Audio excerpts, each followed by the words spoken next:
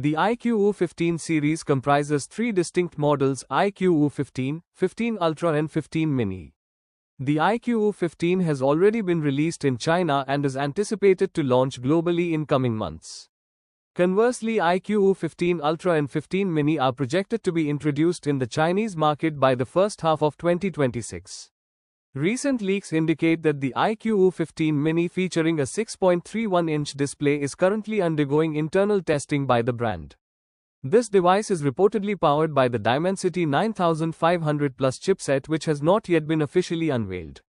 The leaks suggest that the iQOO 15 Mini will share a design aesthetic similar to the iQOO 15, though no further specifications have been disclosed.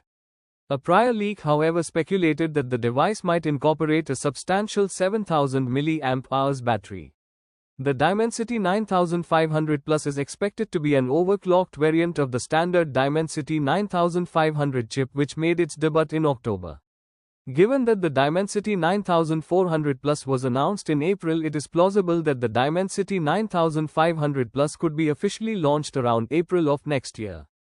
Consequently, iQOO 15 Mini is likely to be released in the second quarter of 2026.